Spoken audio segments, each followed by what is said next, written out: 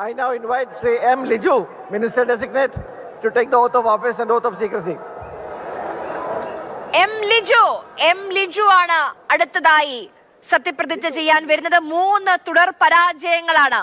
മത്സര രംഗത്ത് ഇനി ഒരു അവസരം ഉണ്ടാകുമോ എന്ന് പോലും സംശയമുണ്ടായിരുന്നു. പക്ഷേ എല്ലാം നിഷ്പ്രഭമാക്കി, എല്ലാ ചോദ്യങ്ങളും എല്ലാ സംശയങ്ങളും നിഷ്പ്രഭമാക്കി ജയിച്ചു കയറുന്നു ഇപ്പോൾ മന്ത്രി പദവിയിലേക്ക്. തുടർച്ചയായ തോൽവികൾക്ക് ശേഷം നേടിയ വൻ വിജയത്തിന്റെ മധുരത്തിൽ, ആ സന്തോഷത്തിൽ, ആ ആഹ്ലാദത്തിലാണ് എം ലിജു.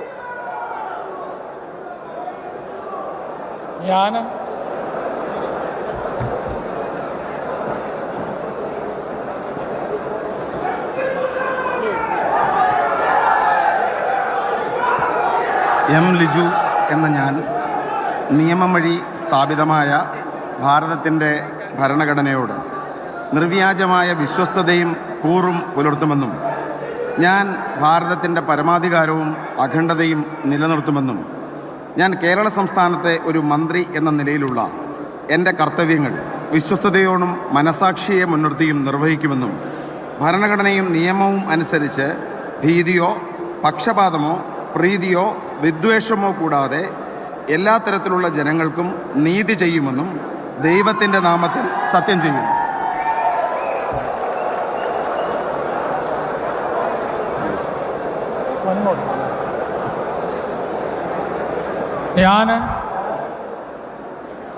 എം ലിജു എന്ന ഞാൻ കേരള സംസ്ഥാനത്തെ ഒരു മന്ത്രി എന്ന നിലയിൽ എൻ്റെ പരിഗണനയിൽ കൊണ്ടുവരുന്നതോ എൻ്റെ അറിവിൽ വരുന്നതോ ആയ ഏതെങ്കിലും വിഷയം അങ്ങനെയുള്ള മന്ത്രി എന്ന നിലയിലുള്ള എൻ്റെ കർത്തവ്യങ്ങളുടെ മുറപ്രകാരമുള്ള നിർവഹണത്തിന് ആവശ്യമാകുന്നതൊഴികെ ഞാൻ ഏതെങ്കിലും ആൾക്കോ ആളുകൾക്കോ നേരിട്ടോ നേരിട്ടല്ലാതെയോ അറിയിച്ചു കൊടുക്കുകയോ വെളിപ്പെടുത്തി കൊടുക്കുകയോ ചെയ്യുകയില്ലെന്ന് ദൈവത്തിൻ്റെ നാമത്തിൽ സത്യം ചെയ്യുന്നു.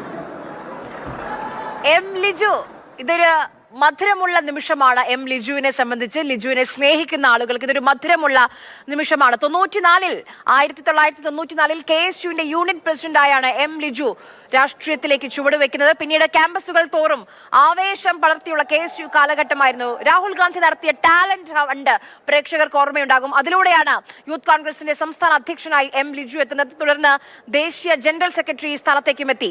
അപ്പോൾ എം ലിജു എന്ന രാഷ്ട്രീയ നേതാവിന് തെരഞ്ഞെടുപ്പുകളിൽ തോൽവികൾ നേരിട്ടു. പിന്നീട് ആലപ്പുഴ DCC അധ്യക്ഷ പദവി, KPCC ജനറൽ സെക്രട്ടറി പദവി, ഇതൊക്കെയായി കന്നി അംഗം G സുധാകരനെതിരെയായിരുന്നു ആ നിയമസഭാ പോരാട്ടത്തിൽ തോൽവി.